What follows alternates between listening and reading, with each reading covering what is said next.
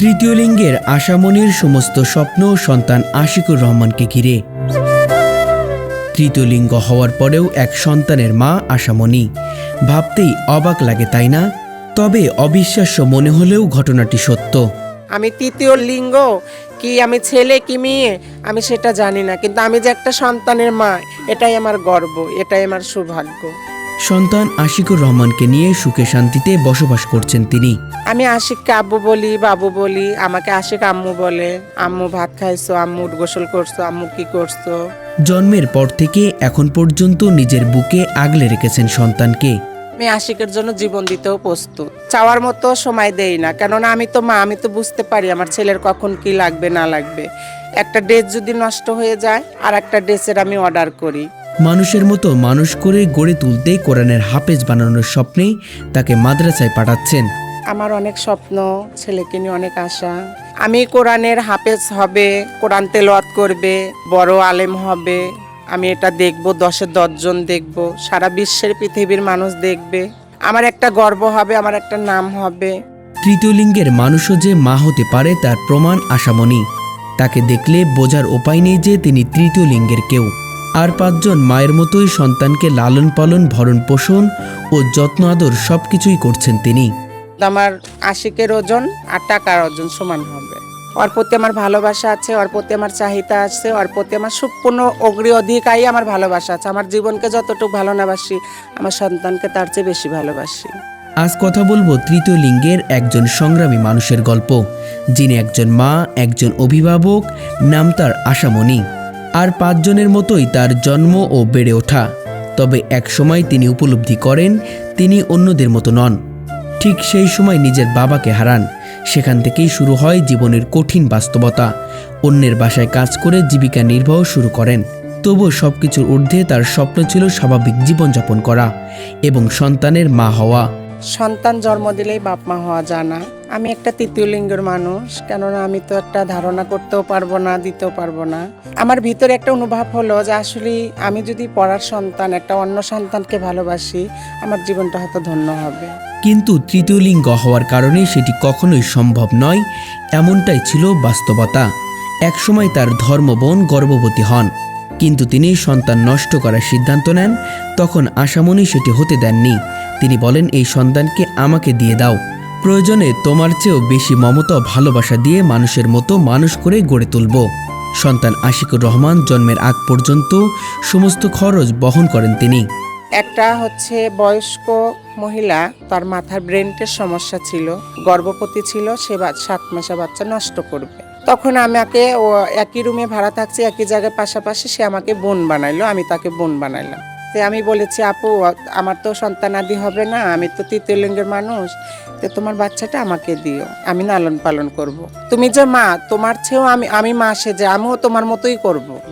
বরঞ্চ তোমার কাছ থেকে আমার কাছে আল্লাহ দিলে অনেক সুখে থাকবে, তোমার যত খরচালি লাগে আমি দেব।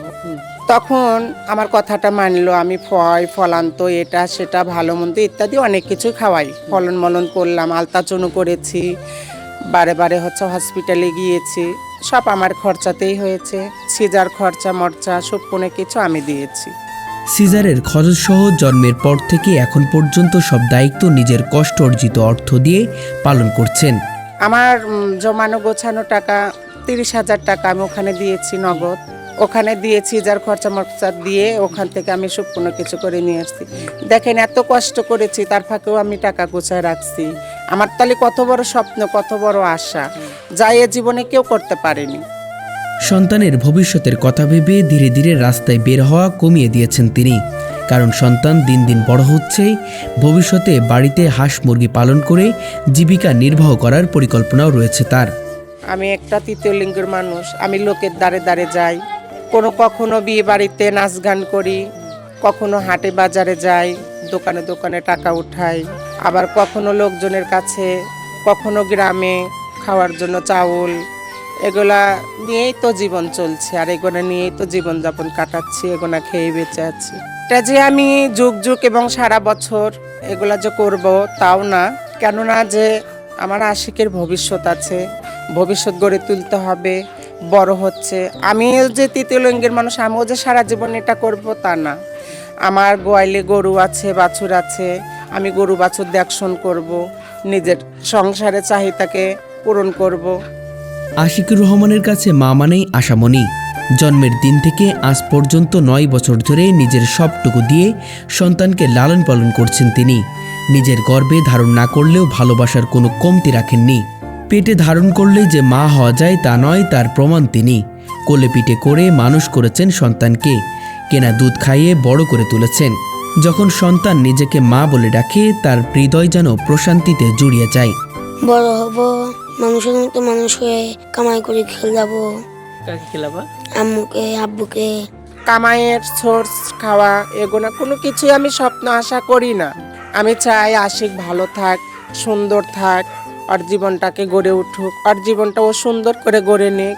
আমি যে মা, আমাকে সারা দেশ ঘুরে এসে যে আমাকে একটা মা বলে, এটাতেই আমি শান্তি, আমি এটাতেই খুশি, আমি যে একটা মা। এখনও সন্তানকে বুকে জড়িয়ে ঘুম পাড়ান। মা কষ্ট পেয়ে কাঁদলে সন্তান আশিকুরও কেঁদে ওঠে। মা যেমন সন্তানকে ভালোবাসেন, তেমনই আশিকুর রহমানও মাকে গভীরভাবে ভালোবাসে, যেন এক অন্যরকম ভালোবাসার মেলবন্ধন।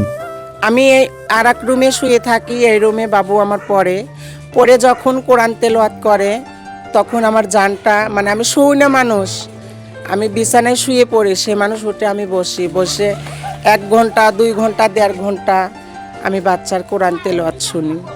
আর কোরআন তেলাওয়াতটা শুনে এত ভালো লাগে যা বলার মতো না। প্রতিদিন সন্তানকে ঘুম থেকে উঠিয়ে ব্রাশ করানো, মুখ ধোয়ানো ও খাবার খাওয়ানো সব নিজ হাতে করেন তিনি। এরপর মাদ্রাসার জন্য প্রস্তুত করে পাশের একটি মাদ্রাসায় পাঠান কোরআনের হাফেজ বানানোর উদ্দেশ্যে। দেখেন যে মায়েদের যে কাজ, চোখের ঘুমকে হারাম করে সুন্দর করে রান্না করে বাবুকে ডাক দিয়ে, চিহারির সময় ডাক দিয়ে বাবুকে ব্রাশ করায়, বাবুকে খাওয়া দাওয়া করায়, সুন্দর করে আবার ঘুমায়। আবার দেখেন ভোর 7টার সময়ই আমি ডেকে তুলে দিই, আব্বু ওঠো, স্কুলের সময় হয়েছে। বাবু ওঠে, ব্রাশ করে, সুন্দর করে রেডিমেডি হয়ে বাবু স্কুলের দিকে চলে যায়। সন্তানকে মাদ্রাসায় পাঠানোর পর শুরু হয় তার সংসারের কাজ। রান্না বান্না, ঘর গোছানো, থালা বাসন ধোয়া সবই করেন তিনি। দেখে বোঝার উপায় নেই তিনি তৃতীয় লিঙ্গের কেউ। দেখেন এই চিহারির সময় শেষ রাতে মাহি রমজান মাস এসেছে, আমার অতটুক বাচ্চা, তবু আমাকে বলে আম্মু তুমি আমাকে শেষ রাতে ডাক দিও, আমি চিহারি খাবো, রোজা রাখবো। মাদ্রাসা থেকে বাড়ি ফিরলে আশিকুর রহমান মাকে জড়িয়ে ধরে, মা আদর করে পড়াশোনার খোঁজ নেন। পরম যত্নে তাকে গোসল করান, জামা কাপড় পরিয়ে দেন।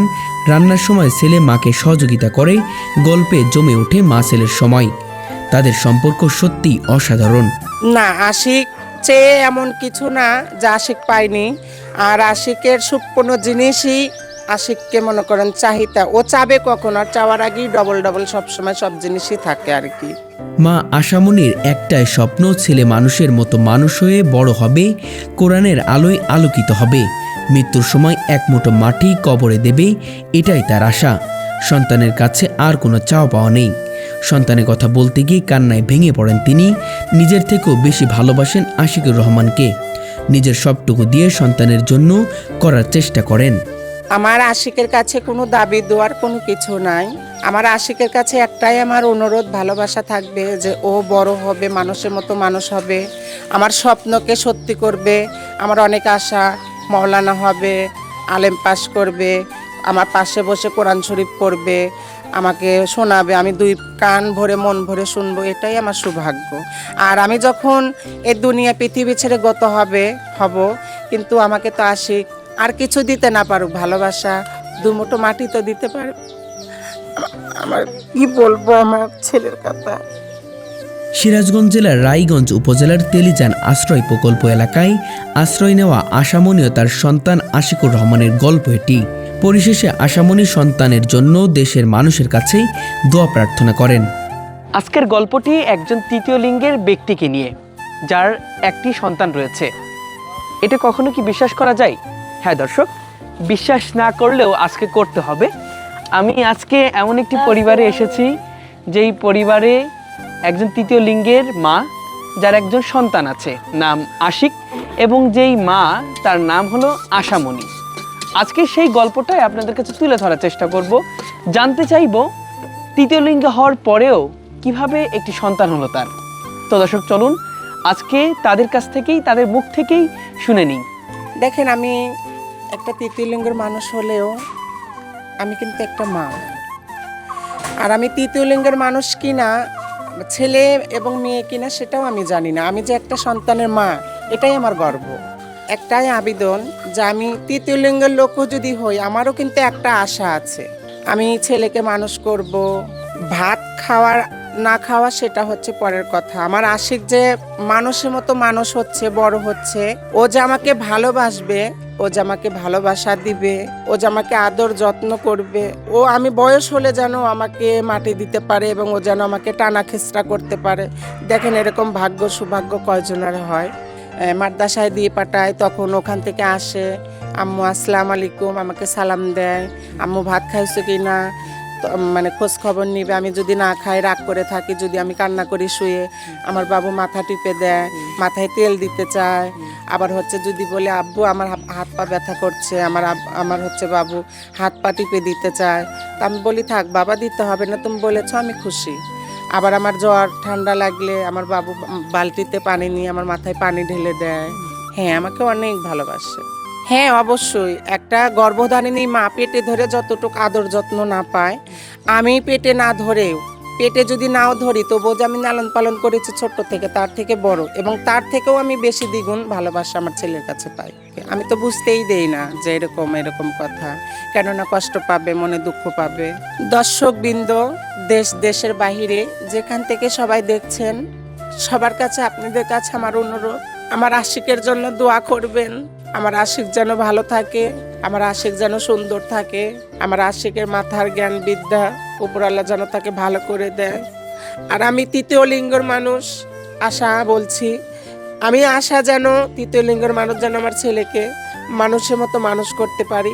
এটাই তোমাদের কাছে আমার দোয়া, এটাই তোমাদের কাছে আমার চাওয়া।